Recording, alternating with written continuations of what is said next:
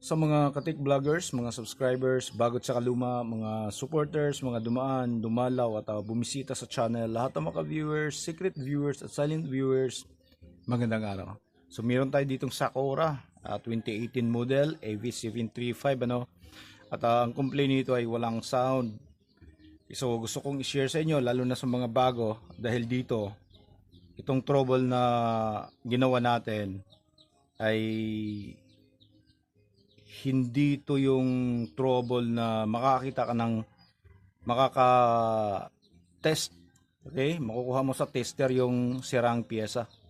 So wala dito. So kahit na maubos pa yung oras mo dito buong araw, so wala kang makikitang nag-change value na parts, wala kang makikitang shorted or open, either passive or active components. So wala. So ang ginagawa natin dito, signal tracing tsaka voltage reading. Okay, so pag on natin, nag-click yung relay, tapos after 3 seconds, mag-o-off uli. Tapos punta tayo dito, voltage reading tayo sa amplifier. So normal yung kanyang supply, yung dalawang rail, papunta dito, papasok, normal. Nag-signal tracing tayo, yung mula sa preamp ng output, papuntang input sa amplifier, normal yung signal. Okay, malinis, malinaw, tama yung lakas. Tapos ito na, pumasok tayo dito kasi ano na to puro dumi na to dito. Nung makita natin puro dumi, tapos medyo may kalawang na sa likod, binabad natin siya sa sabon, hinugasan natin siya, at na pinatuyo. Nung matuyo na, binalik natin. Okay, binalik natin. Nung binalik natin ay ganun pa rin yung problema. So dito nag voltage bias tayo. Nung nagbo-voltage bias tayo, nag-check tayo ng biasing dito, base emitter voltage. Itong side na to, meron siyang 0.3 volts. So normal siya. Dito sa kabila ay wala. Okay? So nag-test tayo dito, nagti-test tayo ng mga transistor, baka may mga open or shortage. So wala. Ito na ngayon, sinipat na natin. Inano natin isa-isa yung mga pyesa. Yun, may nakikita tayong mga kalawang na. Ayan siya. Tingnan nyo maigi yung mga transistors saka capacitors.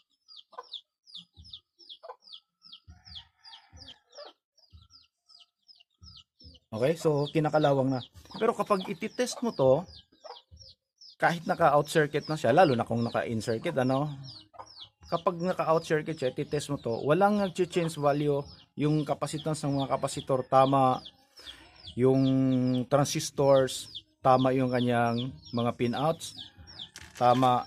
So wala kang makikitang problema. Pero kapag nandun na siya sa circuit at nagfo-flow na yung signal tsaka yung voltage, kuryente, nagbabago na yung kanyang function.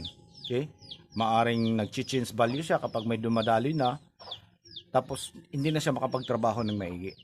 Kaya sa mga bago kung makakita kayo ng mga kahit na kunting kalawang lang, kahit na kunting kalawang yan, kahit na kunting kalawang lang, so kailangan niyo talagang palitan. Yan, so yun yung ginawa natin. Tapos nung mapalitan na natin, ay na, nagno-normal na siya, gumagana na.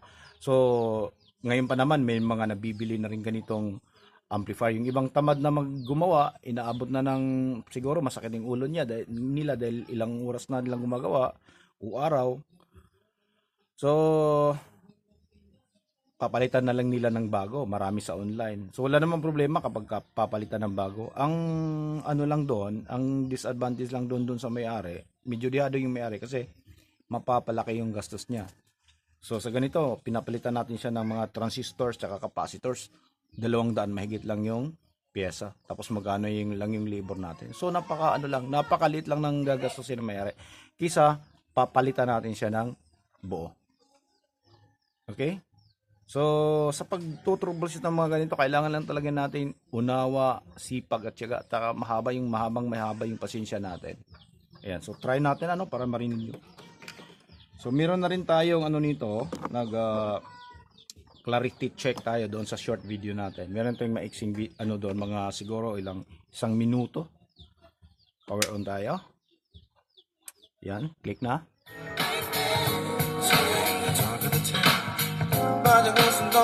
Okay, so normal na siya.